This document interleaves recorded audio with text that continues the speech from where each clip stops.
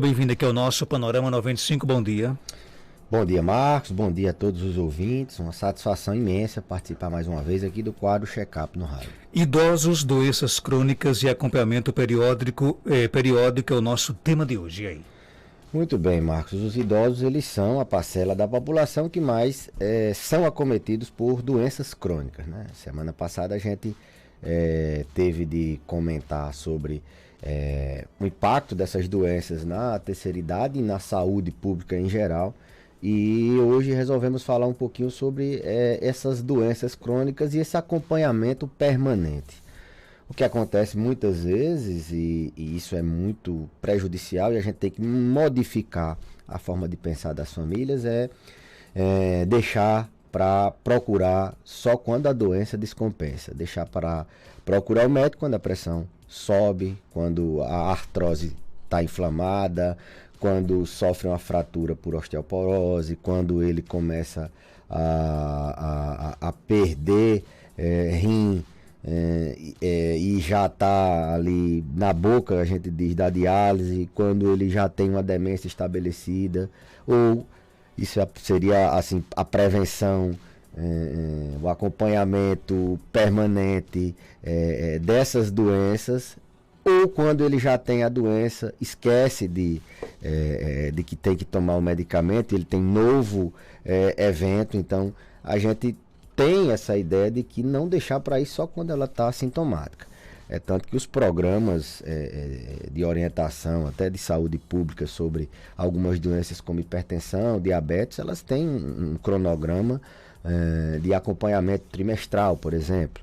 Então, isso é muito prejudicial para os pacientes que são portadores de doenças crônicas, e essas doenças são muito prevalentes na terceira idade, em virtude dos processos de envelhecimento, em virtude do acúmulo de danos ao longo da vida, de fatores, de hábitos de vida, muitas vezes não saudáveis. Isso vai acumulando dano ao longo do tempo. Então, o que a gente quer orientar as pessoas é que primeiro se previna, né? Há um elo comum de todas essas doenças, que boa parte delas podem ser preveníveis. Então, desde adulto jovem, desde criança, né, já começar a ter a ideia de evitar que essas doenças apareçam ou tragam sofrimento na terceira idade. São aquelas medidas de prevenção que a gente está sempre orientando aqui, seria a prevenção primária. Uma segunda recomendação, e aí seria a prevenção secundária, é que depois que você já tem a doença, de você manter essa doença compensada. Isso é uma forma de prevenção também. E uma das formas de manter essa doença compensada é você ter esse acompanhamento permanente. Seja esse acompanhamento na unidade de saúde, verificando a pressão, seja esse acompanhamento através de exames, seja acompanhamento regular com o médico, porque uma doença crônica, quando ela descompensa, num período que o paciente passou sem os cuidados adequados, sem o acompanhamento, sem ir ao seu médico, ela dá muito mais trabalho para a gente colocar ela de novo na compensação, ela sem dar problemas para o paciente. Então, seria mais ou menos essa a ideia do paciente, fazer essa prevenção secundária de quando ter a doença, ter cuidado de não deixar ela descompensar. Porque uma coisa é você ter uma queda nas suas capacidades fisiológicas, o envelhecimento traz isso, e ter várias doenças, né? Então você tem a hipertensão, a diabetes, elas andando ali ao mesmo tempo. E você largar a mão, achar que vai tomar o remédio e isso vai resolver pro resto da vida. Uma outra coisa é você ter essas doenças, ser idoso e você periodicamente fazer uma avaliação e manter esse cuidado permanente. Doença crônica, eu sempre digo, são doenças que duram muito tempo, são doenças a longo prazo, permanentes, e como tal requerem acompanhamento a longo prazo, permanente, periódico, principalmente em indivíduos que têm o envelhecimento como um fator que diminui essas capacidades dele de responder muitas vezes a alterações, a agentes estressores do meio ambiente. Então, o idoso com todo esse perfil precisa mudar essa mentalidade de deixar de ir para o médico, de procurar o serviço de saúde só quando está doente.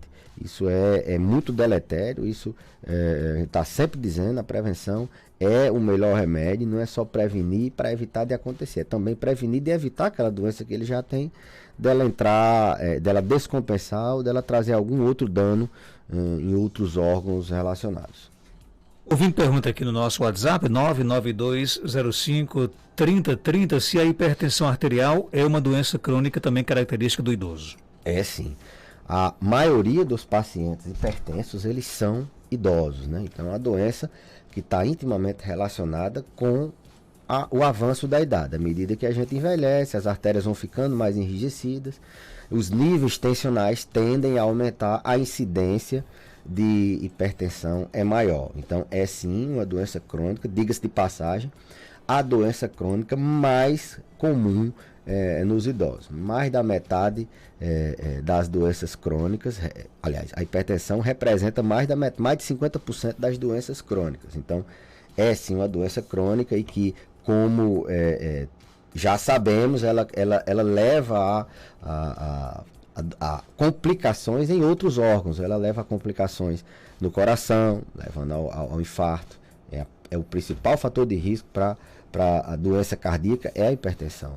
Ela leva ao AVC, é o principal fator de risco para os pacientes ter AVC, derrame, trombose, né? Então ela tem consequências em outros órgãos. Ela é uma doença silenciosa, o paciente não tem muitos sintomas, e isso atrapalha o diagnóstico, atrapalha a aderência ao tratamento, o paciente se convencer que precisa tomar remédio porque ele não sente nada, e ela aumenta a incidência à medida que a gente envelhece. É a doença crônica mais prevalente nos idosos. E lembrando que os idosos, dificilmente eles têm apenas uma doença crônica, eles têm 2, 3, 4, eu sempre digo, é tudo junto e misturado. É aquela máquina que está funcionando, é a máquina envelhecida que você tem que dar conta de várias doenças ao mesmo tempo, muitas vezes em órgãos, sistemas que não têm relação entre si, mas que no final eles trazem prejuízo para aquela pessoa que porta aquelas doenças. Outra pergunta, doutor Belísio, meu pai tem 70 anos de idade, sempre foi muito ativo, porém nos últimos meses está muito triste, não quer sair de casa e vive reclamando de que está cansado. O que é que pode ser nesse caso? Olha,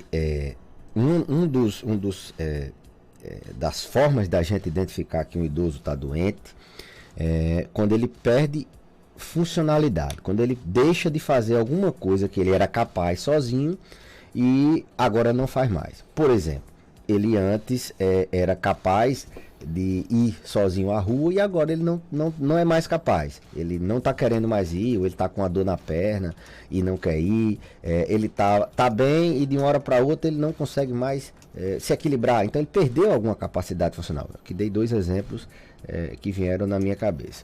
O sintoma de isolamento social, de tristeza, isso é muito comum em doenças, em transtornos do humor, principalmente a depressão. A depressão no paciente idoso, ela tem um perfil um pouco diferente do adulto jovem. Ela se manifesta muitas vezes, né? Ela se manifesta principalmente com sintomas físicos, ou seja, de sintomas de dor, de gastrite nervosa, de agonia, que eles não sabem especificar. Nem sempre vem acompanhado de choro, principalmente nos idosos do sexo masculino, que é o caso dele. Tem muito essa questão do isolamento, da tristeza. Eles ficam pouco comunicativos, perdem o prazer de fazer o que ele fazia antes. Não é só de sair para festa, não, eu perdo o prazer, por exemplo, de sair na rua, se isola. E a depressão, a gente sabe que ela é o principal fator de risco para o suicídio. A gente tem que pensar na causa, na consequência mais drástica e nas outras consequências da depressão. Por exemplo, o paciente que tem depressão, ele tem piores desfechos quando ele tem alguma doença cardíaca. Se ele é hipertenso, por exemplo, tem depressão, esse paciente vai evoluir muito pior do que o paciente que só tem hipertensão. Então ela tem essa relação com várias outras doenças, com memória, com sono, com dores, com, como eu falei, doenças cardiovasculares. Então esse isolamento, essa tristeza, ela não tem, se for no caso uma depressão, se perdurar por algum tempo, tiver características de depressão, tem que ter a ideia de que não é só esse prejuízo dele ficar triste e isolado, o sofrimento mental dele. São complicações a médio e longo prazo também. É o mais drástico, de evitar assim, da questão do suicídio, e complicações em outros órgãos. O detalhe é que a depressão no idoso, ela é, como eu falei, sutil. O paciente ele não fica chorando com qualquer coisa, ele não fica melancólico. O idoso ele tem uma característica menor de ter esses sintomas. Identificar, muitas vezes, requer assim, um cuidado, uma atenção especial da família nesses detalhes, para que possa ser tratado, porque se não identifica, não é tratado, e aí vem as consequências graves do idoso que com 70 anos era previamente ativo, e de uma hora para outra ele entra numa cascata de perdas e finda evoluindo em poucos meses ou anos numa cadeira de roda, internando, tendo intercorrências mais sérias. Tem mais pergunta aqui, doutor Belísio. Minha mãe tem Alzheimer. Graças a doutor Belísio e a minha irmã que cuida, minha mãe muito bem, melhorou muito, né? Minha mãe é Luzia Meira. E ela se chama, inclusive, brincando de Luzia Beira, né? Apenas um relato aqui. Dona Luzia. Dona Luzia é uma das pacientes que a gente tem aí há mais de 10 anos, a gente acompanha no consultório. É uma figura, Marcos. Consultar a Dona Luzia é sempre muito enriquecedor. Brinco, a gente ri, se diverte. Ela já passou por doenças graves e se recuperou. Ela tem, sim, uma demência. Mas é prazeroso demais atender ela, sempre brincando. Ela tem Meira e não quer que chame de Beira, outra hora ela chega com outra novidade. Mandar um cheirão para ela, um abraço aí. É uma das idosas que teve assim, a demência freada, né? 10 anos que ela tem a demência. Ela convive tranquilamente com a Convive, assim, adoece como todo idoso, ela tem outras doenças, mas ela convive, inclusive eu digo a ela, Dona Luzia, quem não souber que a senhora tem o Alzheimer, conversa com ela e não tem a menor noção que ela tem. O discurso dela, só que assim, coisas irreais, que não existem, que ela lembra muito do passado. É muito bem cuidada pela família. Mandar um cheirão para ela, um abraço. Tem mais pergunta aqui chegando, né? Bom dia. Meu esposo não faz queria saber por que meu esposo não faz um exame de próstata, né? Há uns 23 anos, né? Peço para ir para o médico e ele não quer. Ele está com 63 anos. E ele, doutor Belísio? A questão do homem, né? Por isso que o homem tem o Novembro Azul, não só para cuidar da próstata, mas para quebrar essas barreiras da busca da assistência médica. O homem, ele é mais resistente a buscar essa forma de prevenção, de detectar precoce. Tem vários fatores que aí entraria numa outra seara, o motivo deles não procurarem, de nós não procurarmos a assistência, né, médica. E o exame da próstata o que mais se pede para eles fazerem, porque vale muito a pena se fazer o exame e detectar precoce. Esses dias a gente teve, lá na UTI, um paciente com 50 e poucos anos com câncer de próstata, com metástase e tal. Então, assim, acontece se detectar. Não estou dizendo que esse paciente falhou de fazer o exame e tal, mas com 63 já era para ter feito há muito mais tempo. Ele já está perdendo, chegando numa idade que não vale mais nem a pena detectar precoce. Então, detectar precoce, tratar precoce. Tem que se quebrar essas barreiras para você ter ideia. A mulher quem manda a pergunta, eu sempre digo isso, é tão resistente à busca do tratamento que a maioria das perguntas são as esposas que fazem, a mãe. Nem isso eles têm assim, a ideia de. Lógico que isso está mudando, as pessoas estão se conscientizando. A gente, no Novembro Azul, a gente percebe as pessoas, os homens, tentando minimamente buscar uma assistência à saúde de forma preventiva, mas ainda é um tabu, não só o exame da próstata, mas a busca deles, a assistência médica, assim, periódica, regular, contínua, de forma preventiva. Minha mãe tem 74 anos, sofre de uma depressão, quando entra em crise reclama de tudo, não dorme, mesmo tomando remédio, de repente melhora e continua a vida. Isso é desesperador para nós da família. E aí? É desesperador para vocês, desesperador para o próprio paciente, é um sofrimento mental.